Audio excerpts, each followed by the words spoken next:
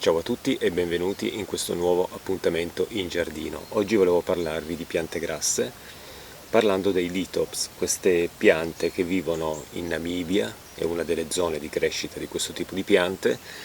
Sono delle piccole piante grasse che crescono completamente mimetizzate nel suolo, quindi la parte restante delle piante cresce sottoterra, loro fanno uscire solo la parte finale della pianta, mimetizzandosi con i sassi e con le pietroline che crescono appunto in queste zone molto aride africane.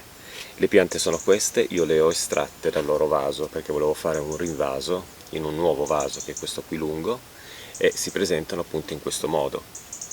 Sono delle piante molto particolari, veramente delle stranezze della natura. La pianta vive praticamente esposta alla luce solo nella parte finale, mimetizzandosi, come dicevo, con le pietroline che crescono intorno, quindi sono molto mimetiche in natura. Le piante hanno uno sviluppo radicale verticale nel terreno e quindi è meglio piantarle sempre in vasi che consentono alle radici di svilupparsi bene. Infatti io pensavo di metterle in un vaso di questo tipo, ma poi ci ho ripensato, perché in un vaso grande come questo l'umidità si conserva per tanto tempo, anche se il terriccio è drenato, quindi noi quando bagniamo la pianta prima che questo vaso si asciuga ci mette veramente tanto, quindi è meglio coltivare queste piante sempre in vasi un po' più piccoli e possibilmente un po' allungati, in modo da permettere un buon drenaggio dell'acqua e in modo che la parte superficiale del terreno dove sono alloggiate le piante si asciuga prima. Qui sotto sicuramente si asciugherà poi col tempo, ci metterà un po' più di tempo ad asciugare, però la parte più importante della pianta, che è l'apparato radicale, deve essere assolutamente asciutto tra una bagnatura e l'altra. Sono piante che non richiedono grandissime bagnature nel periodo di coltivazione, diciamo nel periodo estivo, primaverile ed estivo. Non richiedono tante bagnature e è meglio fornire sempre un po' di acqua senza esagerare. I fiori sono molto belli, possono essere bianchi, possono essere gialli, possono essere anche un po' aranciati, ce n'è di diversi colori. Solitamente sono fiori che ricordano un po' le margherite, alcuni sono molto grandi, alcuni sono un po' più piccoli, e per quello che riguarda i lithops ce ne sono veramente molte specie, circa 30 specie in natura, con diverse colorazioni per quelle che sono i loro fiori e diverse colorazioni per quelle che sono appunto la parte esposta sul terreno delle piante. Adesso vediamo come rinvasarle, perché sono piante che possono creare il rinvaso in una maniera un po' divertente, anche perché possiamo sbizzarrirci a creare un ambiente in cui queste piante diventano mimetiche. Io ho preso questi sassolini, li ho trovati in un vivaio, mi sono piaciuti tantissimo perché sono di diversa colorazione e credo che possano essere adatti per la coltivazione del lithops e per dargli questo aspetto come in natura, ovvero molto mimetici. Adesso andrò a fare il rinvaso in questo vaso molto lungo e vediamo come fare. Per il rinvaso dei lithops io ho preparato un terriccio poco organico, perché sono piante che non necessitano di un terriccio organico.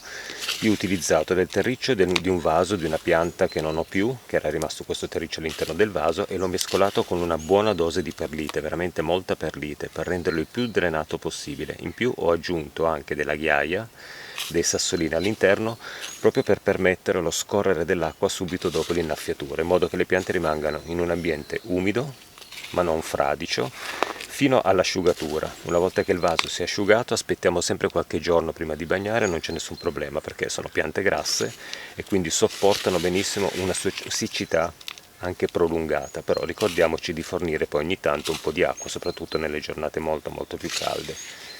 Quindi vado a riempire il mio vaso con il terriccio.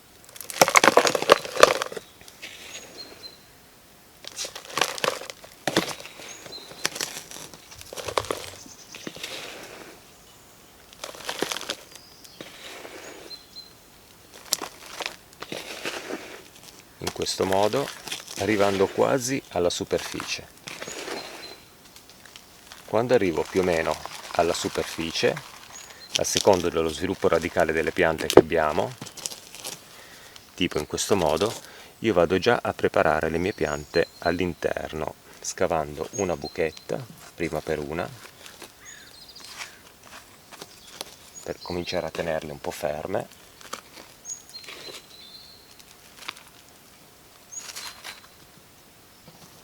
Poi inserisco l'altra.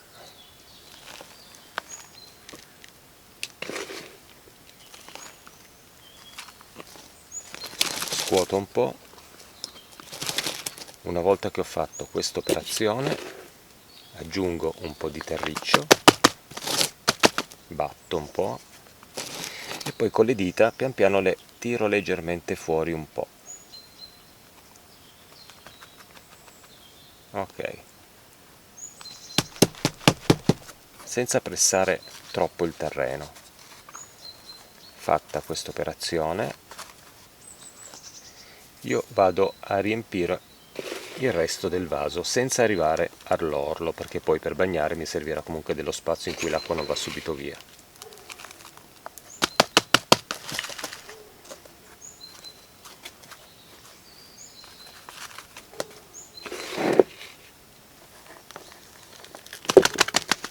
Bastano anche dei vasi molto più piccoli per i Litops. Questo per 3 esemplari è già abbastanza.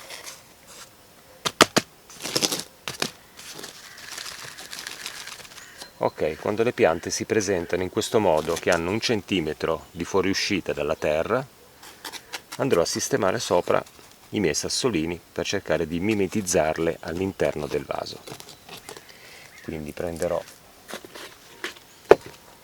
i sassi che ho acquistato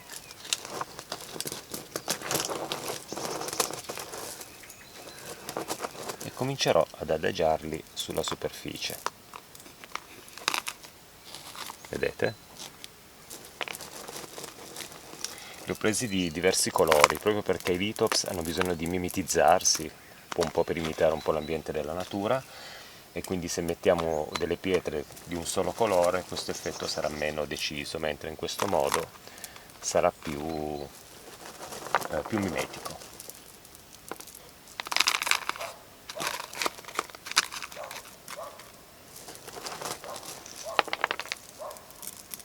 Se abbiamo della ghiaia in giardino possiamo aggiungere anche della ghiaia volendo, non dobbiamo necessariamente comprare dei sassolini, però la ghiaia a me ad esempio non piace molto, perché c'è da selezionare un po' i sassolini più belli, mentre in questo caso con questi sassi di diverso colore, sassolini di diverso colore, l'effetto è più, secondo me, più bello, anche un po' come aspetto appunto estetico.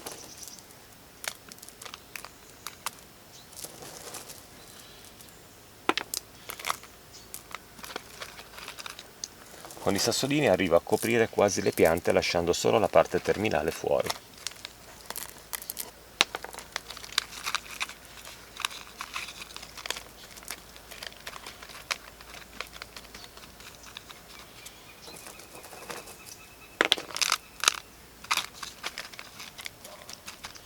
Ok, ancora qualche sassolino e ci siamo.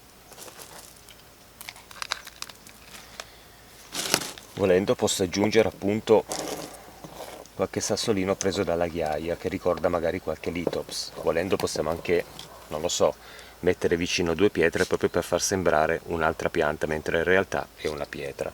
Io farò questo qui per dare ancora più l'aspetto mimetico. Ok, adesso vi faccio vedere il risultato finale. Ecco qui, questo è il risultato finale mimetico, nel senso che diventa abbastanza difficile distinguere le piante dai sassi.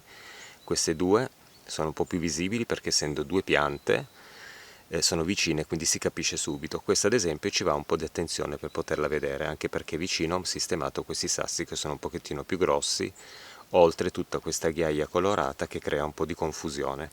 Questo è un po' quello che succede in natura. In natura molto spesso si cammina vicino a queste piante ma non ci si accorge della loro presenza proprio perché sono affondate nel terreno in mezzo ai sassolini. Sarebbe bello avere una grande ciotola piena di queste piante con un aspetto veramente un po', diciamo, desertico, con questi sassi e queste piantine che spuntano, però in coltivazione grandi vasi vuol dire tanta umidità, e quindi l'umidità è il nemico numero uno dei litops, la eccessiva umidità prolungata, perché rischia di farli marcire, loro devono asciugare tra una bagnatura all'altra. Comunque il risultato è questo: esposto a una bella luce del mattino si crea un po' questo vasetto in cui sembra che non c'è nulla, ma guardando con attenzione possiamo vedere le 3 piantine di litops. Queste le ho messe vicino perché sembra un litops. Sarebbe stato carino avere due sassolini rotondi della stessa dimensione, l'effetto sarebbe stato ancora maggiore. Ho sistemato anche questo sasso un po' più grande vicino a queste per creare sempre un po' di contrasto, no? di confusione. Comunque questo è il risultato che possiamo ottenere con i litops, e il rinvaso può essere anche un qualcosa di molto divertente e può diventare addirittura anche creativo. Adesso ricapitoliamo un po' le norme di coltivazione dei litops e poi concludiamo il video. Bene, come avete potuto vedere il rinvaso dei litops è veramente molto semplice. Io consiglio, ricordo per quello che riguarda il terriccio, utilizzare un terriccio assolutamente drenato. Possiamo usare della ghiaia, possiamo usare della perlite, e sistemiamo queste piante in un terriccio che non sia molto organico. Sono piante che non hanno bisogno di concimazioni, sono piante che hanno bisogno soltanto di un terreno poco organico e molto drenato. Per quello che riguarda la luce, un'esposizione al mattino e nel tardo pomeriggio al sole è l'ideale. Nelle ore più centrali, più calde della giornata possiamo metterle magari al di sotto di qualche pianta che le ombreggia leggermente, anche perché in natura spesso queste piante è vero che crescono in zone molto aride, ma sono magari nascoste da cespugli, anche secchi, che si trovano appunto in natura nelle zone di origine dei litops. Per quello che riguarda l'acqua invece, dobbiamo fornire acqua alle nostre piante in primavera ed estate con regolarità, ma lasciando asciugare per un po' di giorni il vaso, in modo che diamo una buona bagnatura, e poi il vaso possiamo dimenticarcelo anche per un bel po' di giorni, perché tanto deve asciugare, possibilmente anche in tutta la sua interezza, non soltanto magari nella parte superficiale, deve asciugare per bene, perché le radici devono poi sentire questa asciugatura per poi essere bagnate di nuovo. Sono piante grasse, quindi non hanno bisogno di continue bagnature. Quando ci accorgiamo che queste piante creano il fiore, possiamo ancora bagnarle come abbiamo sempre fatto, e dopo la fioritura dobbiamo cominciare a interrompere le bagnature.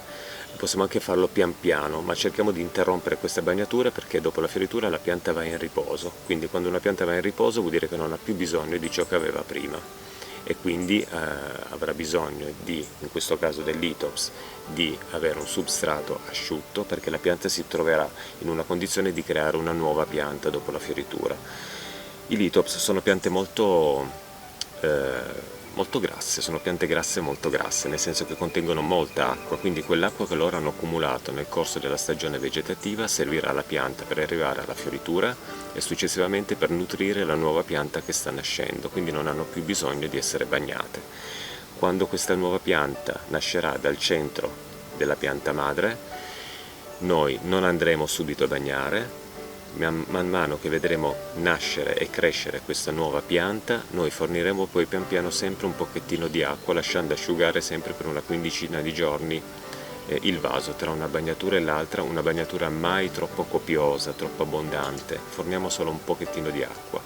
A sviluppo terminato della nuova pianta possiamo poi ricominciare a fornirgli l'acqua con regolarità, lasciando sempre asciugare il vaso, come abbiamo fatto nella stagione primaverile ed estiva. Per quello che riguarda invece le temperature minime, 5 gradi possono andare ancora bene, ma non lasciamo gelare i litops, essendo pieni d'acqua questi scoppiano poi con il gelo e perdiamo le nostre piante. Quindi quando arriverà poi il tardo autunno, quando comincerà a fare veramente freddo e le temperature scenderanno veramente tanto, li possiamo portare in casa davanti a una bella finestra lontano dalle fonti di riscaldamento, in modo che possano continuare a prendere la luce. Ricordiamoci che in appartamento le innaffiature poi dovranno essere veramente seguite con attenzione, perché cambia tutto dall'esterno all'interno. Si rischia all'interno di un appartamento che il vaso rimanga umido per più tempo, quindi cerchiamo di fare veramente attenzione con le bagnature. Però solitamente ho notato che i litops, quando arriva la fine dell'autunno, cominciano a fiorire, e questo ci fa capire che non vogliono più essere bagnate, quindi questo pericolo in realtà non c'è se la nostra pianta ha fiorito e si prepara alla creazione di una nuova piantina. nuova piantina che poi nel corso degli anni tende a colonizzare poi tutto il vaso, perché da una pianta poi magari se ne sviluppano anche due e quindi pian piano tutto si colonizza e dovranno essere spostate in un vaso più grande. Nei casi più fortunati, se siamo veramente bravi a coltivare queste piante, perché un aspetto bello della coltivazione dei lithops, come mi sembra di aver detto durante il video, è appunto avere una bella ciotola, magari bassa, con tutte queste piante che colonizzano il terriccio al di sopra, con i loro colori, le loro forme, insieme a tutti questi sassolini che ne creano uno degli aspetti più belli che queste piante hanno, che è quello dell'utilizzo del mimetismo per poter sopravvivere in natura. Bene, io vi saluto con questo video, spero che non sia stato molto lungo, io faccio sempre dei video un po' lunghi, però mi piace molto chiacchierare di piante e di giardini e spero che questo sia piacevole. E quindi ci vediamo al prossimo appuntamento in giardino. Ciao a tutti e grazie, ciao ciao!